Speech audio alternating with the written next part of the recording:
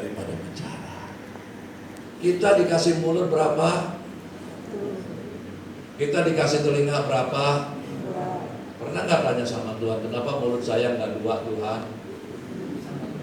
Satu di sini, satu di sini. Masuk angin, saudara. Kalau hujan itu air masuk semua tuh. Tuhan kasih mulut satu, telinga dua, artinya sedikit bicara, banyak Amsal 17 ayat yang ke-28. Juga orang bodoh nih akan disangka jadi orang bijak jika ia berdiam diri. Disangka berpengertian, disangka ini orang hebat kalau ia mengatupkan bibirnya. Jangan banyak ngomong, talk less, do more, kata iklan rokok. Rokok aja tahu tuh saudara. Ngomong sedikit, kerja yang banyak. Ngomong sedikit, buat yang banyak. Ngomong sedikit, dengar yang banyak. Saya pernah besuk dulu 30 tahun lalu ke salah satu jemaat. Kebetulan dia anggota Pas Pampres, polisi militer. Saya datang, mulai saya duduk sampai saya pulang, yang ngomong dia terus. Sampai setengah jam. Akhirnya saya pulang, Pak, saya permisi ya, nanti minggu depan saya datang lagi lah. Saya kan pendeta, datang ke situ mau nanya dia, mau doain dia, mau kasih nasihat. Masa dia yang ngomong? Dia yang mesti ke rumah saya kalau begitu. Ada sebuah ungkapan yang berkata begini, the more you talk, makin banyak omongan kita, the more stupidity fly out.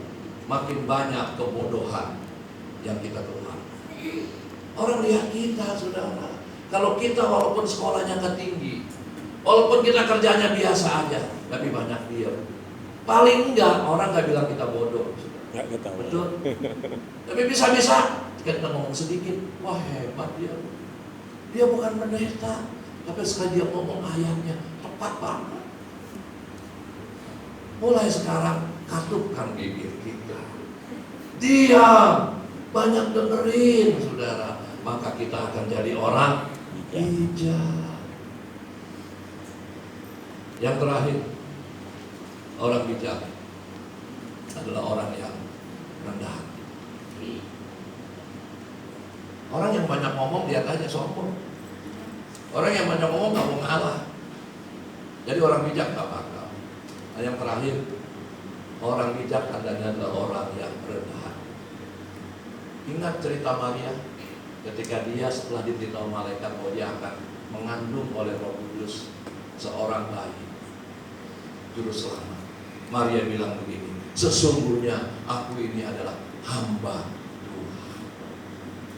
Kita kalau dengar begitu langsung kita kirim WA ke grup ibu-ibu, grup RW, grup sebalik, grup SMP. Lu tahu nggak? Malaikat datang ke rumah gua. Dia gua bakal hamil nih. Yang gua hamilin tahu nggak lu? Bakal jadi juru selamat. Gua hebat, gua nggak kayak lu. Gua kudus. Gua jaga mulut gua. Tapi Maria bilang sesungguhnya aku ini adalah hamba Tuhan. Rendah hati. Orang yang rendah hati disenangi di mana-mana. Orang yang rendah hati ketika dia bicara tentang Injil pasti didengar orang. Orang yang rendah hati disukai. Maria adalah pribadi yang rendah hati. Apa sih rendah hati? Rendah hati adalah suatu sikap yang menganggap dirinya bukan siapa-siapa. Dirinya tidak ada kehebatan karena dia bersandar pada Tuhan. Dia anggap orang lain lebih pintar dari dia, lebih kaya dari dia, lebih utama dari dia, lebih punya dari dia. Ini orang rendah hati. Baru punya mobil, ayolah, sombongnya udah minta ampun. Bagaimana mau punya Ferrari? Rendah hati berarti kita menaruh keyakinan kita kepada Tuhan dan tidak pernah mengandalkan diri sendiri. Jadilah orang rendah hati supaya kita menjadi orang bijak. Orang yang rendah